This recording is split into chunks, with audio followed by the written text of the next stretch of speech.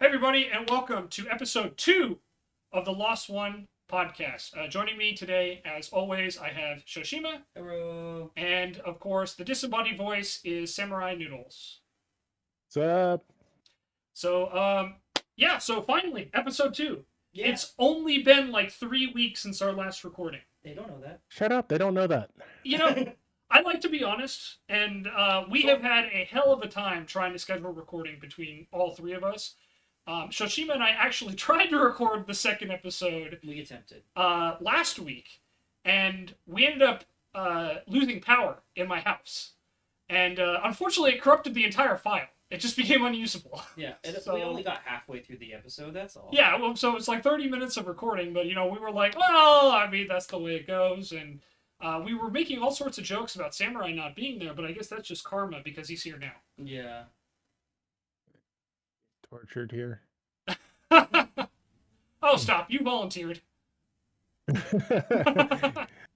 he sent a text, and I was just like, sure. Yeah. I'm He here said voluntarily. yes. But anyway, so this week we're going to try to get Shoshima a bit more involved. So we're actually picking a topic he can comment on this time. Maybe. And we're going to start off... I've kind of walked into that one. We're going to start what I'm going to call Lost in the MCU. And we're not movie critics. So first of all, if you're expecting like an in-detailed review on like every MCU film, that's not what this is going to be. We're just going to be three friends talking about what has become a pop culture phenomenon that has now spread to include television, animated series, all sorts of movies in weird styles, of many different genres now that we're here in Phase 4. And of course, one of the longest ongoing continuous movie series of all time. Yeah, it's crazy how, mainstream it is anymore. Yeah, I Even mean... my brother-in-law, who's in college right now, is writing papers about MCU movies. It is a class about movies. Yeah. But, like, to me, like, back in high school, like, writing, like, a paper about, like, the MCU just would sound so foreign to me. It is. I mean, and I think all of us are old enough to remember when, like, being a fan of superheroes and comics in general was still considered to be, like, the quote-unquote nerdy thing. It wasn't the cool thing. Although, there were signs that was changing at the time. Correct. It was a little more accepted, but nonetheless, you were a nerd. Yeah. I don't know about you, but quote, Marvel isn't cinema, unquote. Martin Scorsese. I know, that is an amazing quote. So somebody's bringing in, like, actual quotes and shit. Oh, have you not heard that one? No, that just seems illegal. Oh, I know, right? Yeah, we're just three dudes who don't know what we're talking about. You can't quote people. Yeah, we don't do anything with prep. What are you doing here bringing in this, like, awesome, intelligent-sounding quote? Come on, man.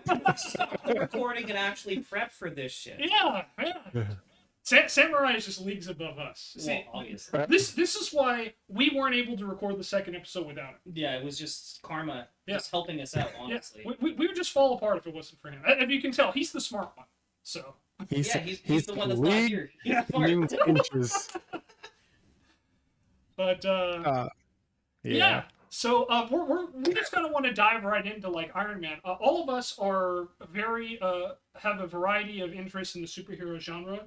I'm probably, I think, the biggest comic book nerd out of the three of us. I actually have and collect comics. Samurai, I don't think you actually collect very many, right? I know you. I haven't collected very many of, say, the big superhero comics, but I've definitely got a bit of a collection. Yeah, because I know you've gotten some Green Lantern and Booster Gold ones for sure. But I mean, like, He's Green Lantern. But what I mean is, like, I've got like Lady Mechanica and Hack Slash, stuff like that. Yeah. Not necessarily the traditional like American superhero comic, but you have collected some comics for sure.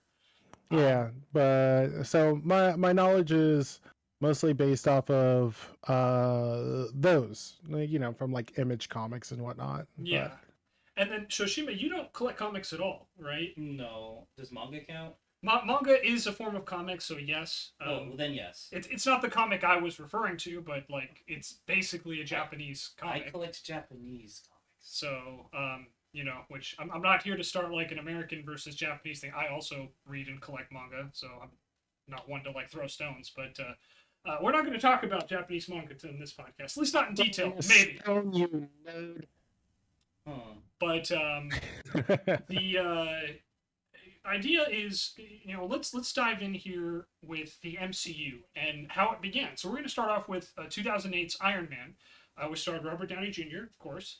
And a lot of people, it's easy to say now, in hindsight. Yeah, you say of course now, but yeah, back then. Yeah, but at the time, it was like, wait, you're going to start a comic book movie with not only Iron Man, who at the time was at best a B-ranked superhero in the world of comics. In the world of comics, for the casual person, who the heck is Iron Man? Yeah, and not only that, but then you're going to cast Robert Downey Jr. To be the lead and the star and the linchpin of this long built-up franchise that you have planned. Well, I don't even know if they knew how long of a franchise it was going to be. So honestly, they definitely were aiming towards the Avengers movie, and that was apparent after the very first Iron Man film, when they have Samuel L. Jackson show up in the end credits and say, "I want to talk to you about the Avengers Initiative," which like blew every comic book fan's like mind at the time. But spoiler, right? What, 14 years later? God, we're old. Yeah, we are. But so it's like we know for a fact that they at least had it planned out that far. Yeah, or at least we're trying to, as far as legitimately getting the budget for it. Who knows what their actual thought process was. Yeah, like I don't know if they necessarily, like, again, we don't have any insights to like Kevin Feige or any of the creative team at Marvel, but what I do know is that unless Samurai prepped all that too. Right? I mean, he could be holding out on us. No. Was actually a 3.5 million budget. No, I'm just kidding. Yeah, right. Yeah. But yeah, so at the time it was a very ambitious project that I think a lot of people were assuming would fail, and especially with someone like RDJ, who again, with all due respect, and I think he stayed clean and been a very good role model ever since. Correct. He did not exactly have the most trustworthy reputation at the time. Which almost made him perfect for playing Tony Stark, honestly. It kind of did, but again, like for those that don't know, for non-comic book fans, there's a very famous storyline where Tony battles with alcoholism, and it's kind of been a recurring theme with his character ever since. Yeah, they don't dive too hard into it in the movies, though. No, and I think that was specifically at the request of RDJ. I remember reading something about that. But I wouldn't be too surprised. Yeah, I just don't think he was comfortable with it, and quite frankly, I don't think Marvel would have been comfortable putting him through that either. I blamed Marvel for not diving into it more than RDJ. Yeah, me too. But I'm gonna throw this out there. It's kind of hard to remember Marvel without Disney influence. I know, right? That is true, but that is also something we're talking about, is that when this project launched, the MCU originally launched, Disney had not yet acquired Marvel. No. Yeah. I don't even think there was talks yet, right? Yeah. Not that we know. Well, yeah, at least they weren't public. I'm sure there was like actual business talk, but no public meetings. I mean, I think The Simpsons called it like in the mid-90s, Disney just wants to buy everything. The Simpsons calls everything? They do call everything, but I'm just saying that like specifically like, Disney, I think they had an interest in acquiring at least a comic book company. I don't think they were going to get DC because of how closely DC is tied in with Warner Brothers. Not only that, but I feel DC was way bigger at the time. It was. So for some context, just so you guys, we can kind of paint the picture of leading up to Iron Man in 2008. At the time, Batman Begins had already been released. That came out in 2005 for DC.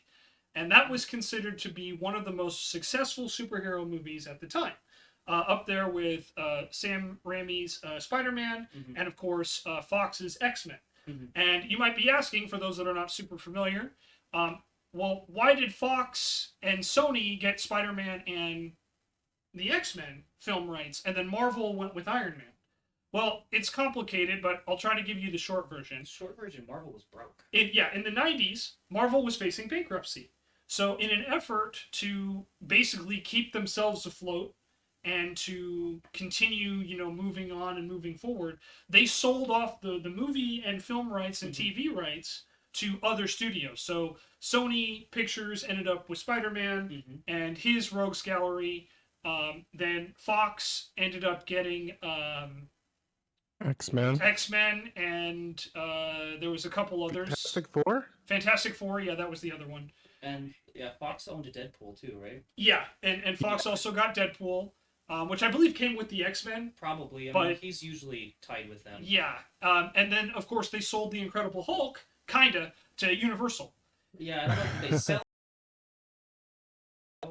So I don't know a whole lot about the deal, but I do know that like Universal did come out with like an Incredible Hulk movie in 2003. Yes, it was terrible, but there was a lot of movies like that, like Daredevil, what came out, Ben Affleck's Daredevil. A lot of people remember that one. I think there was an Elektra film at one point that was also really bad. But point being, aside from like Spider-Man and the X-Men, Ghost Rider. Oh yeah, Ghost Rider with Nicolas Cage. Nick fucking Cage is Ghost Rider. Oh my god. Yeah.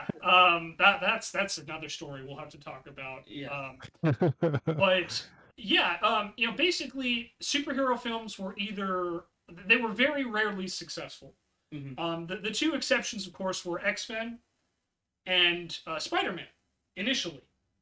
X-Men came out, I want to say it was like Batman in the 80s too, that didn't do bad. You did, but what I'm just saying is that at the time, as far as Marvel goes, and even Batman, like Batman had a couple commercial flops leading up to this point too, because we're talking like early 2000s. Batman and Robin. Yeah, Batman and Robin, which that was a success in my heart. I mean, it was a success for it was a success for many people, but not financially. I know. And the biggest thing to coming out was that superhero movies were very much an unknown quantity, whereas now they're kind of all the rage, and like if a superhero movie comes out, people are going to see it, whether it's like really terrible, like Morbius, or... I really wanted to go to the second showing of Morbius, by the way. Oh, yeah? Just for the Morbin time. Oh, gosh. Jump in on the meme. Did you hear they made like $87 per theater on that re-release? Yeah. I heard, what was it? An average of 5 people went per theater? Yeah. It just... I've heard both sides of the argument about how like Sony should have tried to get there and then how dumb they are. I don't really have a take because I don't know how those business meetings went, but like the fact that they're even considering making a sequel to Morbius just horrifies me. Oh, I saw the script. It's Morbius 2. It's Morbin time. Yeah, it's Morbin time. Have you not seen that with Jared Leto? I have. Jared Leto's TikTok. I have seen that. But speaking of Jared Leto, it was confirmed that a sequel to his Joker movie is. I didn't think he was that bad as Joker, but that's a whole separate subject. Yeah, that's another thing. And then of course there was the Joaquin Phoenix one, right? Yeah, that one was. Yeah, that's a whole separate podcast by itself. Yeah. So we'll cover those later. As you can tell, we like superheroes. We'll talk a lot about superheroes in media, I'm sure, over the podcast. But let's kind of paint the picture again. Let's focus just on the MCU here. We'll maybe bring in like Batman Begins and The Dark Knight because that's from that same era. But basically, as I've talked about, is that the Marvel licenses were distributed to many different studios in order to avoid Marvel basically. Yeah, I mean, a lot of companies will sell their IPs like that. Yeah, I mean that was a pretty common practice, right? But it definitely is something that again they had a series of like a couple big hits with like X-Men, and I think even the first Fantastic Four was pretty successful at the time. I liked it. I mean, and of course Spider-Man. I also was a dumb kid, but yeah. I don't think I watched the Fantastic Four movie. Well, all I know is that it was apparently successful enough that they did Rise of the Silver Surfer, and then that killed it. Yeah, that's true. That wasn't as good. I remember being a dumb kid and thinking that wasn't so good. Yeah. Fun fact, by the way, Chris Evans played the Human Torch. Johnny Storm, right? Yeah. And in the Fantastic Four, so that was kind of fun. But yeah, so Michael B. Jordan doing this, playing him and the villain in Killmonger. Yeah. But anyway, sorry. Yeah, no, but I mean, it just goes to show that just because you're in a flop doesn't mean you can't rebound, right? Oh, that's true for a lot of actors. That even matter about superhero movies. But in superhero movies specifically, though, it is kind of interesting how many of them were in a superhero movie at some point that flopped and then came back and found success. So looking at you, Hal Jordan. Yeah, Hal Jordan. God, yeah, Ryan Reynolds is a great example. Don't make the super suit green. So for those who don't know, Ryan Reynolds starred in I think it was 2007 or was no 2009's Green Lantern. Yeah. And let me just put it this way: we saw that for my birthday that year, my 18th birthday. It came out June 17th on my birthday, and just up for that movie. It was. I was. It wasn't good. I like Ryan Reynolds. I like Green Lantern, aka Booster Gold. Yes. And I was excited for that movie. After watching it, it was a movie. Mm-hmm. I don't think it was as bad as people made it out to be. No, it wasn't horrible. The CGI was terrible, though. Yeah, I don't know why they went with the CGI suit. I mean, I guess he's Green Lantern, so he just wore green. Yeah. For the green screen. Yeah. The best explanation I can get that I could probably reiterate is that the movie was horrible for cinema, would be perfectly fine if it was on TV. Yeah, I think that's a good way to put it. It was a good made-for-TV movie, not great on cinema. Yeah. But anyway, so it kind of reinforcing my point, though, superhero films were very much considered up and down. Mm-hmm. You had big successes like X-Men and the first two Spider-Man films. Even Batman. The Batman Begins and of course The Dark Knight, which was crazy for the time. Yeah, and but both huge Still successes. haven't watched it. But okay, man, that's another podcast. Yeah, that's a whole nother podcast then. But yeah, so at the time though, but then you had Daredevil, Elektra, Rise of the Silver Surfer, the Hulk movie. Yeah, the first one. The first one from 2003. The one. Yeah, I mean, and there were lots of the Green Lantern film we just talked about, which of course came out after Iron Man, but that's another story. Same era. So at the time, it was considered to be pretty much unfathomable that you would have like a long running series. Like even Spider-Man 3, pretty much sucked. It was the worst out of the Sam Raimi trilogy. Yeah, it was a movie. And then of course you had for X-Men, I think it was because you had X-Men and then X2 and then I can't remember what the title of the third one was. X3, was it like Last Stand? Yeah, I think it was The Last Stand. Because it was like X2, was it like United or something? Yeah, X2 like United or something like that. But anyway, X2 was a big success. X3 I feel pretty much dropped the ball in many, many ways from a storytelling and creative movies perspective. Started strong and it just kind of went down, which is that way with a lot of movie series. It is, but at the time, like it was basically reinforcing superhero movies are a fad. Mm-hmm. They don't have any staying power. Yeah, it's because X-Men was one of the bigger movies at the time. Yeah, well, X-Men was one of the biggest names too. I mean, you look at like that cast. I mean, Hugh Jackman, Halle Berry, just to name two. Dude from Cyclops who ends up becoming in Sonic. Yeah. That blew my mind when I put those two links together. Yeah, right, yeah. Then, of course, you had Sir Patrick Stewart as Cyclops is in the Sonic movies, dude. Yeah. Oh. Yeah, same guy. It's really hard to tell he's not wearing a big old visor over his fucking face. Yeah. Same dude. Or really bright, like, red sunglasses. Yeah. But, same guy. And, but anyway, you look at the cast, and it was a star-studded cast. Mm-hmm. And then, of course, you had... Professor X was... I can't remember. Sir Patrick Stewart. Oh, okay. Yeah. Sir Patrick Stewart, yeah. Yeah, Sir Patrick Stewart. And, he was fantastic in the role. And, I mean, it was... Again, just across the board, like, you look at, like, every person, it was, like, perfectly cast. And that was kind of, like, that'll be, like, a recurring theme. You had Sir Ian McKellen as Magneto. Yeah, I was just going to... Which was another amazing casting. Like, he crushed that. So you had, like, this great cast, but even then, like, it... I think it peaked at X2. I think most people will agree, at least my opinion, out of the original trilogy. I have to go back and watch it. I can't... the first one's always so captivating. It is. So it's between those two for sure. I mean, X3 got really weird. And I think a lot of people would say the same thing about Spider-Man, right? It's either one or two are your favorites. You either like Spider-Man 1 or Spider-Man 2. Yeah. Spider-Man 3, people may like it. It was not great. 1 was it's so nostalgic compared to 2. Oh, God, yeah. But 2 is a really great movie. Yeah. So it's, again, it's just, like, you had 2 pretty strong starts and then a bunch of flops. Mm-hmm. And then, of course, when they're the third movie came out, all the franchises started to struggle. Like, no superhero movie really made it past, if they even got a sequel, made it past their second one. Unscathed, anyway. Most people will agree. Spider-Man 3, they did way too much. X-Men 3, they tried to combine like two really big storylines, which was like the Dark Phoenix saga, and I think it was like the Extermination of the X-Men type thing. Something, yeah. You know, because it was like there was like a cure for mutants or something like that. So they were trying to combine like both of those stories into one. Yeah, just a lot. And it was too much. And that was kind of what both of those trilogies had in common was their third movie, they tried to fit too much in there. Yeah, because they were like acting like the third movie was going to be the last movie. Yeah. And then the studio just went ham. Like, the more shit you can put in here, the more merchandise we can sell, the more... They're just trying to look at the profit long term, not make a good movie. Yeah, exactly. And I watched a video. It's actually called What Happened from Mac McMuscles. Oh, yeah, I've heard about that. Yeah, I love all the What Happens, but he does one on Spider-Man 3. Yeah. And goes pretty in-depth that, like, Sam Raimi... Like, I don't know if you heard, he tried to do Vulture as the main villain. Yeah, he wanted to do Vulture. Mm-hmm. Yeah. Like, he wanted Sandman and Vulture, and they shot down Vulture. And so that's why Sandman's, like, really fucking dope in Spider-Man 3. Yeah. Because that's who Sam Raimi wanted. Yeah. And then just all the other shit. And they crammed in Venom in there. Yeah.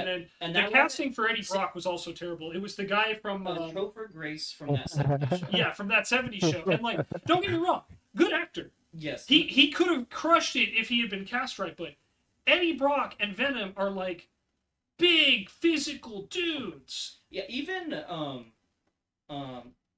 who's Venom now? I can't, Tom Hardy. Tom Hardy, yeah. Even him, he's kind of small as far as Eddie Brock is concerned. Yeah. And Topher Grace is way smaller than Tom Hardy. Yeah, so the idea is, like, Venom is supposed to be, like, not necessarily Spider-Man's superior, but, like, he's supposed to be, like, Spider-Man's ultimate foe. He's just a big, menacing motherfucker. Yeah. And Topher Grace is not a big, menacing motherfucker. No, and even the design of Venom, like, even with the way the Venom suit worked in 3, was not that intimidating. It was like, he's just a dude in a black suit that happens to be alive. He had pointy teeth. Yeah, he did have the pointy teeth, which was a nice touch. But, yeah, so basically, the point is, though, is that you're looking at superhero movies in the context, and there were a lot of mistakes being made by studios, and, of course, you know, there was problems, like, a lot of people don't know this, but the actor who played Cyclops... The reason why he basically gets killed off like super early on in The Last Stand by Jean Grey is because he had filming conflicts. So they had to find a way to write him out, which made for really shitty storytelling given that, you know, obviously Hugh Jackman's Wolverine kind of became the centerpiece. Well, and then Cyclops was a huge part of the Phoenix Force. Well, that's exactly my point. It's like, how do you have, like, the whole love story is supposed to be between Jean and you got that whole Scott. triangle. Yeah, and then you have Logan in there who's mucking it up, like, you know. But the thing is, spoiler: Logan like never wins Jean's love, like ever. No, and then he still doesn't. After there's no one else to love. Yeah, exactly. And so it's like that kind of, it just didn't work. So now we're going into the MCU. And Marvel wants to get into the superhero films because they've seen the successes. Yeah, between Spider-Man, I think Daredevil still at least made money. Yeah, it did, but it was not a good movie by any stretch. No, but I mean, they saw the money-making opportunity, and yeah, I'm sure realized they could make like decent films. Also, for some context on Marvel had pretty much recovered pretty well financially at this point. Yeah. They had released the Ultimate Comics line, which was a huge success. It was essentially like a millennial reboot of their franchise, reintroducing characters, you know, with new perspectives. Like Captain America went from being like America's good old boy in the 616 universe that we kind of get in the MCU. To basically being like this kind of like rigid asshole. Oh, okay. He's not likable at all in the Ultimate Universe. He really isn't. He's kind of a dick, actually. I probably would like him. Yeah, so, you know, he's not the goody two-shoes, like, he still has that moral compass, but he's more willing to be rude and to the point. He kind of has the tenderness of a drill sergeant at times, which is to say not at all. And, yeah, so, you know, the Ultimate Comics obviously were a big hit. It was their... Besides the 616 comics, which is their mainstream, it was like their biggest hit, and they were doing really well from a comic book perspective. It kind of revitalized their side of the comic book industry. Also, at the same time, for context, Flashpoint was coming out around this time, which is one of DC's like greatest storylines ever, right up there with Crisis on Infinite Earths. But Crisis on Infinite Earths happened like a long time prior to this. Okay. But so the whole comic book industry was doing pretty well at the time, and so Marvel had capital. And they basically were at a point where they're like, all right, we want to get in the movie business. But then you were kind of looking and it's like, well, what characters can we use? Yeah, because So they sold Sony out has a lot of Spider-Man in rights. all of his Rose Gallery, and at the time, Sony was or Spider-Man, and Spider-Man is arguably to this day Marvel's most popular superhero. Mhm. Then you have the X-Men, which were also really big at the time, Mhm. and they were owned by Fox. So it was like, okay, so who do we kind of have now? And the next obvious choice is the Avengers. Mhm. The Avengers are one of the oldest superhero teams. They're Earth's mightiest heroes, all that fun stuff. So it was like, okay, well, most comic book fans were thinking, oh, you got to go with the Incredible Hulk.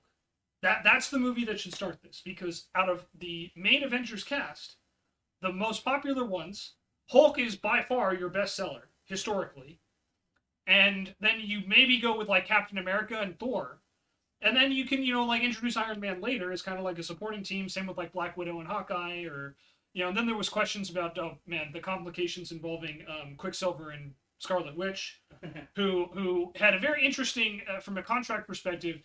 They are mutants because at the time they were canonically the children of Magneto, right? So they could appear in the X-Men films, but they also were historically Avengers, which the Marvel Studios owned. So they could appear there too. So it was very complicated, but that's the simplest way to put it. Is basically due to their unique position in comic book history. That's why you had a version, Evan Peters' version in the Fox universe, and then the version that unfortunately doesn't make it through one movie in The Swiss cheese. in the MCU. I found it very interesting that not only did they both use Quicksilver, but it was like in the same time span. Right? Yeah. Like, let's not kill off him, and then okay, Fox, you can use it later. Yeah. No, or something. It was really funny how it was right at the same time. Yeah, and it just worked out that way, right? But basically, they decided to pick Iron Man, who out of the main Avengers lineup is he was probably a better choice than either Black Widow or Hawkeye at the time. Yeah. But I think most people would have argued you have to start off with either Captain America or Hulk, maybe Thor. You could make an argument for Thor, but like out of kind of the big four in the Avengers, you would think, oh, Captain America, Hulk, or even Thor are more well known than Iron Man. Iron Man was not necessarily a bestseller. Mm-hmm. He had some pretty good storylines. I mentioned the storyline with alcoholism, but for the most part, like the casual fan probably didn't know much about Iron Man. Mm-hmm. He didn't even have very many like animated series or something. He guest appeared in like the Spider-Man cartoon in the 90s for a couple episodes. A series. I don't think it lasted long. Yeah, but he never had the success that any of his counterparts had. So it was a very interesting choice. And then of course we get into the casting. Who's going to be Iron Man? Mm-hmm. And when Marvel Studios selected Robert Downey Jr., I think a lot of us kind of went, wait, what? I was a dumb kid, so I didn't really know. Yeah. Now knowing, yeah, it totally makes sense. Like, it was a wild choice. Yeah. What about you, Samurai? What are your thoughts on the casting of RDJ? Obviously, with the benefit of hindsight, we know it was brilliant, but yeah, with a bit of hindsight. So here's the thing. I accidentally caught up with the Marvel Cinematic Universe, and I really do mean accidentally. So the casting was whatever at the time. I didn't see it in theaters, and in fact most of the movies that I ended up seeing to catch up to the point of was Thor. The first Thor movie was when I had realized that I caught up on all these movies. So it's still pretty early, don't get me wrong. Yeah, I mean still phase 1. So yes, it's still phase 1, but I mean there's been other movies that have come out at this point in time, everything. Yeah. But to kind of give an opinion on the casting choice, now that I understand it more, it is definitely a more interesting an interesting route to go. As you said, Batman had become very popular. Yeah. And Iron Man is a guy in a suit. He shares the same weakness as you and me. The only difference is he has a suit to protect him. Yeah. No, the only difference, he has money. That's also true. That So- reminds me of that very infamous internet comic where Batman and Iron Man in a fight is just them throwing money at each other, and then the very last panel is Spider-Man like trying to scoop up as much as he can. Of course.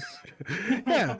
So I mean, you got that. So you have a lot of ideas to play around with because I mean, he's not super. So No, not really. And it's like if Superman, how like what storyline can you really do with Superman that would be interesting movie wise? it's tough because a character like Superman, who just has so many superpowers, and for those that are not familiar, like in Superman's comic book run, a lot of his runs, they would literally just make up new powers for him to have as the situation called for it. Like that's how Superman has like all these super powers that seemingly are unrelated, whether it's like heat vision or super breath or flight or whatever it might be, like super strength and vulnerability. Batman had shark Yeah. repellent. Yeah, Batman did have shark repellent. I miss you, Adam West. But no, Superman's practically a god. yeah, You have all these mutants that have powers. Yeah, So like it's the cool X-Men. to see them kind of it's really cool to see them, develop these powers and like, oh, that's awesome. But what does Iron Man have? He has a suit. Like yeah, he's a genius and he's using technology. And yeah. I'm glad you brought that up because what a lot of people, I think now understand is we've since introduced like magic into the MCU, and obviously Thor brought in like gods and that sort of thing. But like starting with Iron Man also allowed the MCU to really stay like way more grounded compared to like what we just talked about. Yeah. Like they were very opposite of everything else at this point. Yeah, I mean, even Spider-Man, who is pretty much like the equivalent of average person gets superpowers, still has superpowers. Yeah. But with Iron Man, he doesn't. I feel like with me, my like other than Spider-Man, because I really enjoyed Spider-Man as a kid and got into it. Mm-hmm. Most of my experience with these MCU characters was honestly through like Marvel vs. Capcom. Yeah. So I just like have this game where you're all just beating the shit out of each other. So I'm like, yeah, Iron Man's pretty fucking dope in that game too. He blows giant lasers, like seems legit. Yeah. Like I feel like hindsight, I have like a more even footing as far as like power scope. Yeah. Just again, but being a fighting game, no one can be horribly OP. Yeah. So, right. Yeah. But so with Iron Man though, generally considered, he's and don't get me wrong, like he's one of the more accomplished comic book heroes, like over the course of comic book history. But as a choice, like he was never really a bestseller. And he didn't really have anything that stood out because he was just a dude in a super suit who had a shit ton of money and who also happened to be a genius. So it's kind of like, well, it was an interesting choice, but again, it really laid the groundwork for the more realistic superhero take, which is a really weird sentence to say out loud, but I don't know how else to describe it. I do think that the MCU started with. That really helps with the casual audience. It does. Just it's kind of an action movie. Yeah. Like more than just like some crazy superhero movie. Yeah, and that's kind of what it is. And it was a good way to introduce, as you put it, the casual audience to what many hardcores, a more hardcore audience in comic books. With most media, the casual audience is like 90% of the way you make money. Oh yeah, 100%. As far as making money is concerned, it's a big part of the reason why like there are so many creative liberties taken, and why like hardcore fans of an original series will almost always be disappointed with any quote unquote like adaptation. And is why Scarlett Johansson is my favorite Asian actress. Oh God, we are not going to get into that here on the podcast. Right. I mean, what about Dragon Ball Evolution, guys? Get the fuck out. Yeah. So anyway. Yeah. Back on topic. Yeah. But it is interesting because again, like, it's weird to think that at the time, again, looking at it from context, the two biggest superhero films at the time were both either had or were about to release what would be considered quote unquote flops. I know they did well financially, but like from a creative storytelling, they were not well received. And you're going to start off what you are hopefully building into with Iron Man. And it was just a very interesting choice. And of course, they got Gwyneth Paltrow, and gosh, I can't think of his name, but it's going to drive me nuts. Cuba Gooding Jr. Well, yeah, they had Cuba Gooding Jr. as a Rhodey, right? Yeah. And Huh? Was it? Yeah. no, it wasn't Cuba Gooding Jr. It was Yeah, I was so lost. That was not Cuba Gooding Jr. No. No, it was someone else. Sorry. Yeah. Close. No. I know they changed it. Yeah. Well, Don Cheadle took over in Iron Man 2 due to I think it's Terrence Howard. Was it Terrence? Yeah. Howard? Terrence Howard. Yeah, Yes. Terrence Howard. My and bad. He was cast as Rhodey, and then you had oh my God, his name's escaping me. Who played Obadiah Stane? Jeff Bridges. Jeff Bridges. Thank you. Yeah, Jeff Bridges is the villain. So like it was a solid cast to start, and then of course Except for maybe RDJ like in the moment. yeah. Well, he was a question mark. Yes. Right, like out of all those actors and actresses, obviously we know what Gwyneth Paltrow's been up to since, and Well, that's a whole nother story. But at the time though, like they were all considered to be very solid actors, and it was one of those things where we're just gonna, move forward with this. And of course, it released, and it was a huge success. It was beyond what anyone could have imagined. I think it ended up breaking everybody's expectations. It almost single-handedly redefined the superhero genre. Mm-hmm. And of course, the end credit scene with Mr. Samuel L. Jackson showing up in the eye patch and the trench coat. And it's like, I want to talk to you about the Avengers Initiative. He didn't say motherfucker though. He did not. He almost did at the end of Infinity War. Yes, almost. A whole sentence. But yeah, it was. But yeah, it was a crazy, crazy ride. And again, we're not really going to go into it, but also at the time, it directly tied into real world events, which was the invasion of Afghanistan and the war in the Middle East.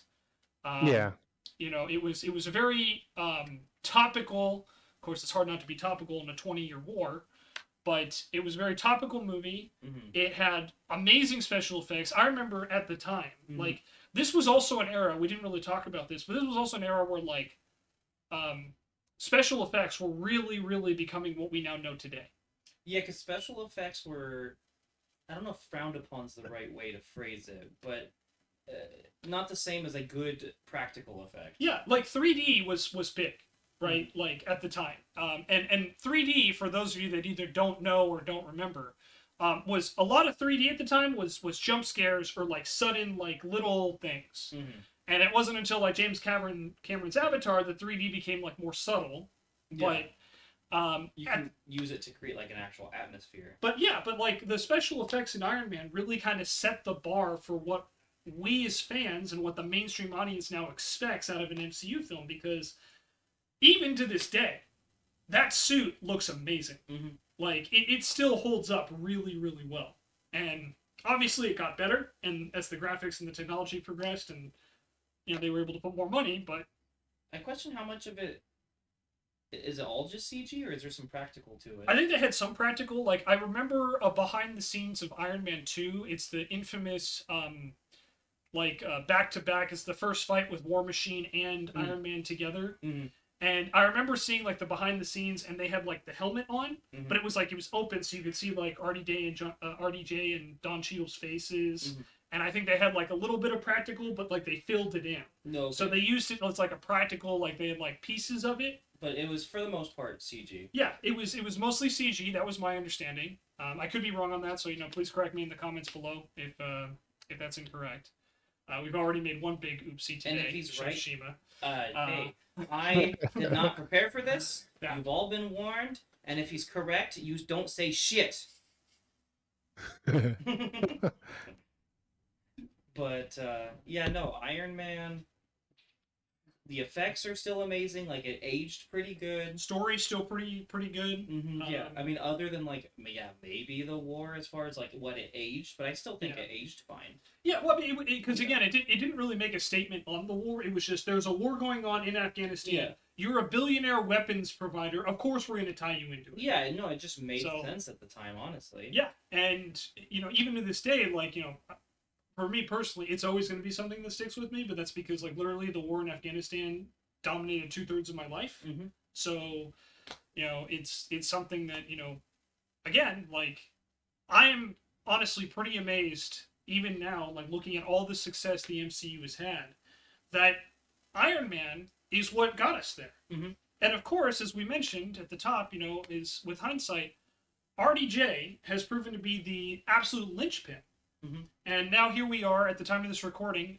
We're in Phase 4, and RDJ is no longer a part of it. So it's very interesting to kind of see where we're going from here. But he was, in many ways, the glue that held the MCU together. Mm-hmm. Yeah, I think him. I think, Chris Evans and Captain America is in there too. But Absolutely. Chris Hemsworth. Yeah, but... I feel Thor and Hulk are good characters. Yeah. Hulk more so than Thor's a side character. Like, Hulk's a great side character in the MCU. Yeah. Well, Hulk has the Superman problem in a lot of ways.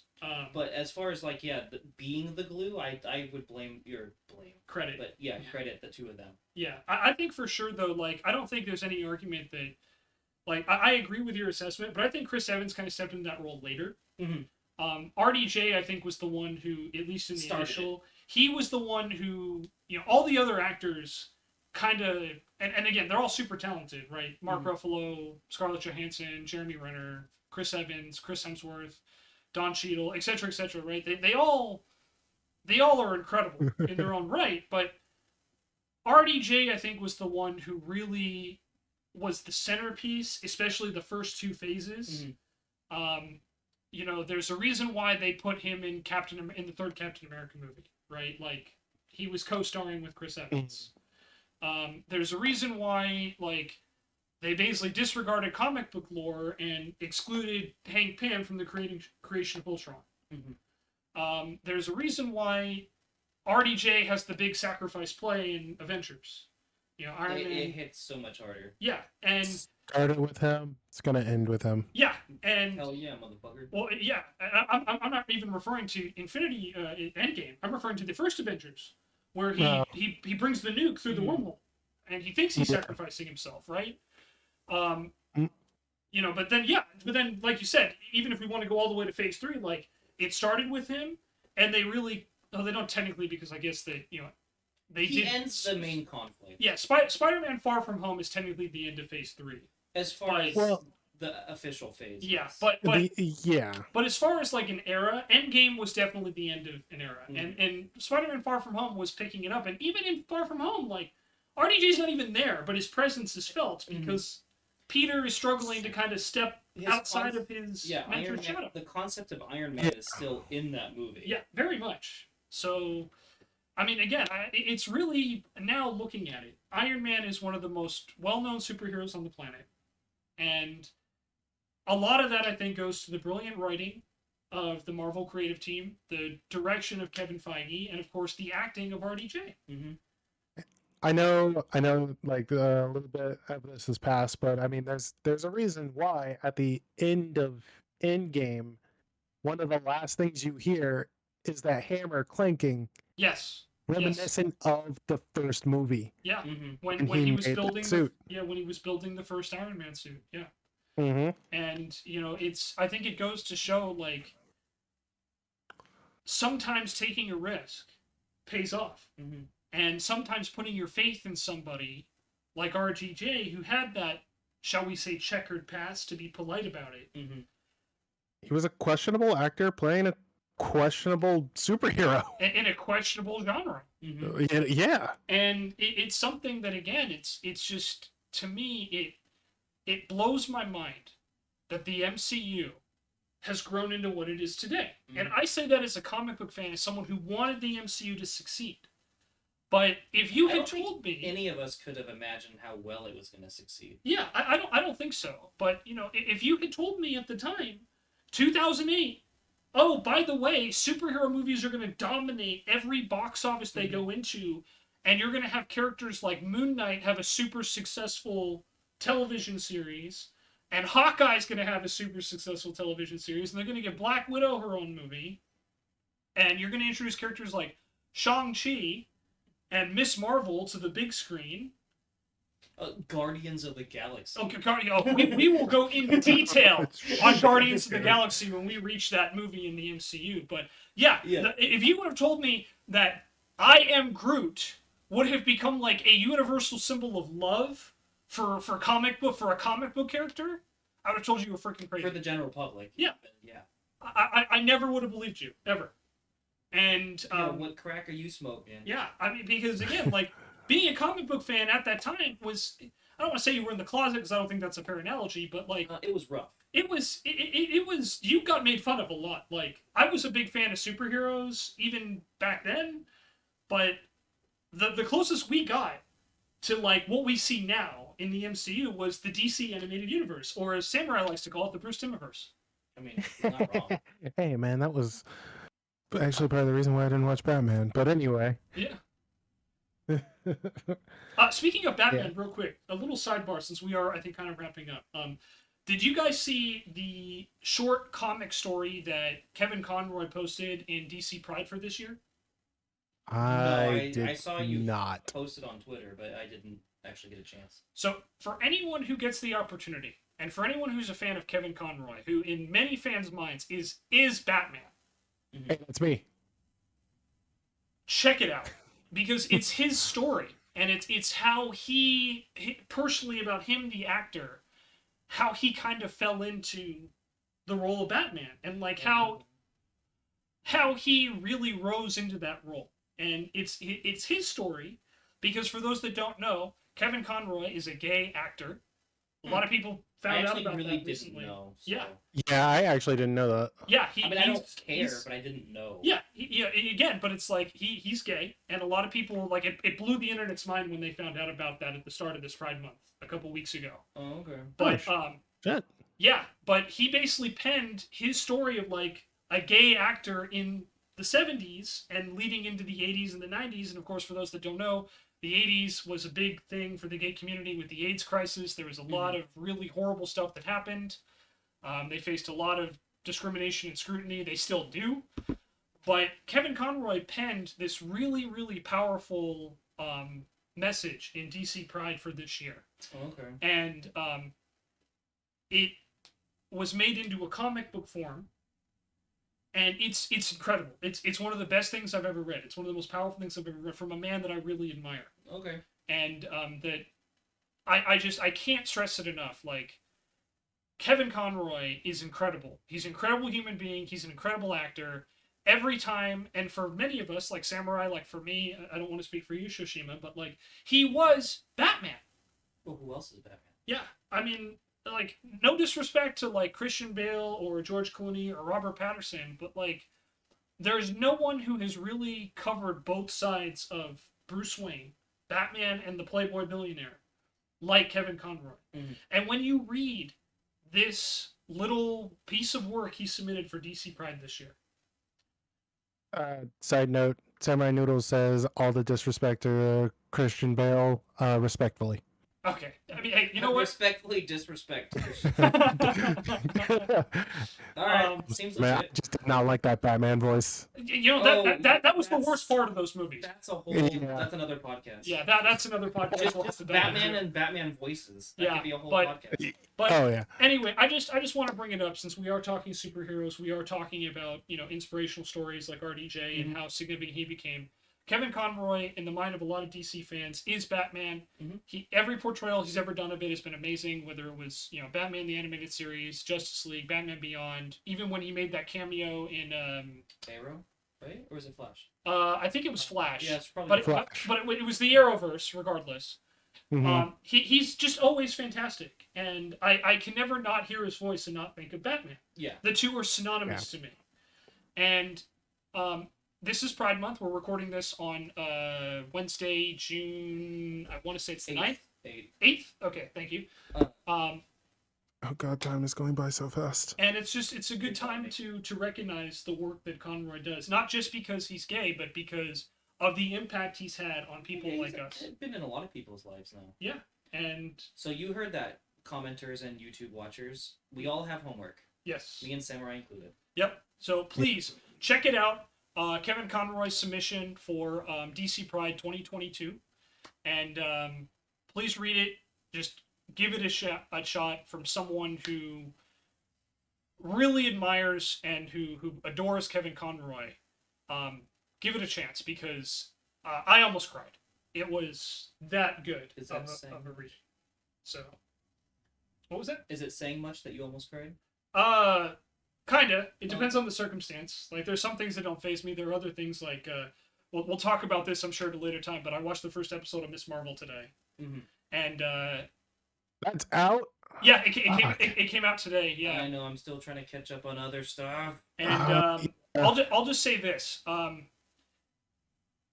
It is aimed at kids. It's aimed at a younger audience for sure, but it makes sense because for those who don't know, Miss Marvel, Kamala Khan, is like a huge fangirl. That's kind of her whole thing. And she's a teenager, so you're going to have that kind of typical teenage setting. She's a creative person who doesn't really fit in. But Samurai, I think what you'll like about it is it has some of the most creative like camera work and like mixing with like the special effects to impact on the story. So from a production standpoint, I think you'll love it just for that alone.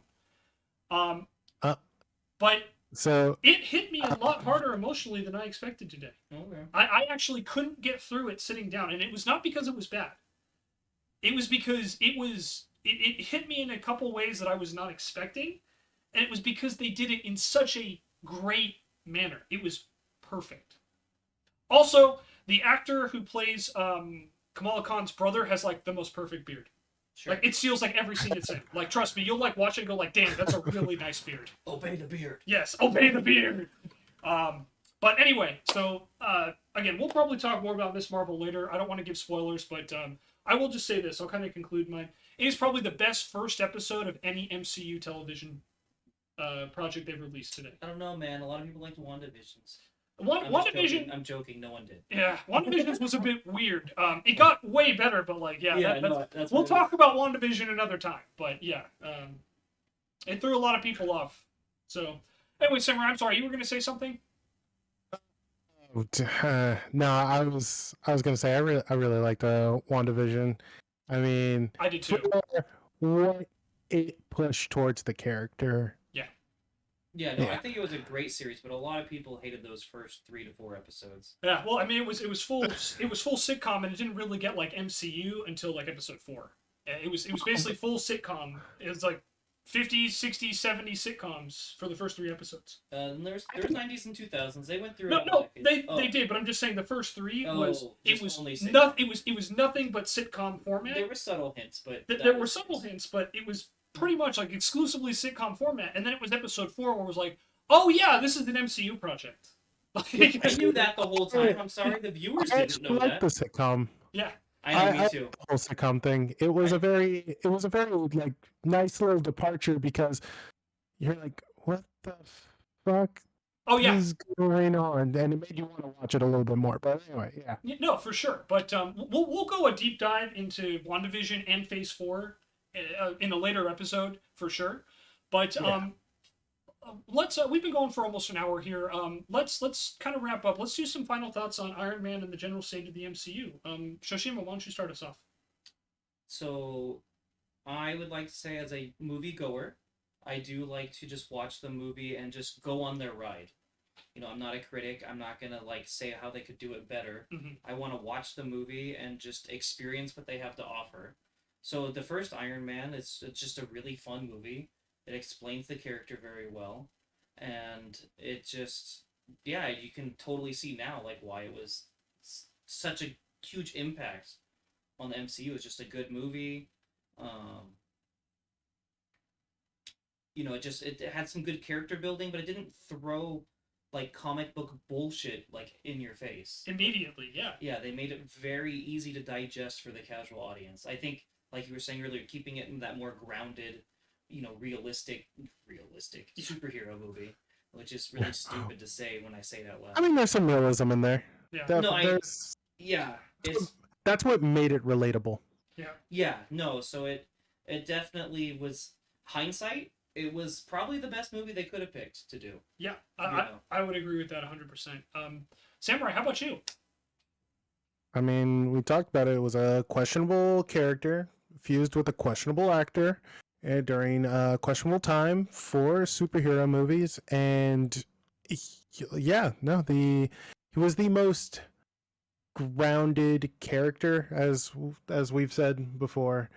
Um, just a little bit more relatable. It had loose ties to the real world, Yeah, I think and the only thing huh? questionable about the casting, like for RDJ, was just his past. I think him, like as an actor, like was pretty perfect for Iron Man, though. Yeah. Yeah, You know, exactly. Like, I mean, question questionable. It no, was like, oh, yeah, this is these puzzle pieces are putting into place, and then all of a sudden, oh hey, we got a hit right here. Cool. yeah, they got lucky. It So, all kind of fit together. Yeah, and yeah, that just reminded me, where you guys mentioned that he is Iron Man, and that line, "I am Iron Man," was improvised. Yeah, yeah. And that of course became like the defining line of that movie, you're gonna make me and cry if you keep saying it. to the point where that was his final words to Thanos when he did the snap Mm-hmm. Yeah. in Endgame, and it's Started with him, something. ended with him. I want to just kind of basically echo what both of you said, is that at the time it was very questionable. And not necessarily because of RDJ's skill as an actor, but like you said, his past. They weren't sure if he could stay clean and sober, to put it bluntly. And not only did he, but as we talked about during this podcast, he became the linchpin, Mm-hmm. the centerpiece of the Mhm. MCU. And Mhm.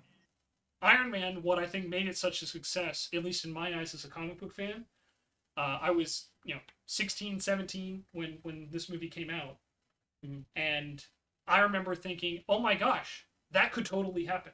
Mhm. Like if you had the right money and the right tech, Yeah. Why not? why not? And to me, that's the most important thing whenever you're doing something like science fiction or fantasy for the non-hardcores. Yeah. You have to make it believable and relatable in a way, and they walked that line well. Even introducing Shield, in that movie was not really thrown in your face. It was, Coulson saying the full name, Mhm. and over and over again. God, Clark Gregg. That was another great casting, by the way. No, But he is Phil Coulson. but What? yeah, it was a great movie and a great way to introduce the MCU, and obviously it formed to be a fantastic foundation for what it would become. And honestly, probably with RDJ's questionable past, probably pretty cheap as far as getting a good like lead actor. Yeah, at least initially. Like it's just as far as the business standpoint. I mean, I don't mean to be a dick, but it's true. No, I mean most likely. I don't have the numbers of like what he was paid in front of me. We did not Yeah. do like our research. We're not binge mode, right, from the Ringer, where they bring all the facts and the statistics in. But I can tell you one thing though. yeah, Since his numbers were so high, that's the reason why Terrence Howard left. yeah. That was one of the reasons he left. But Yeah.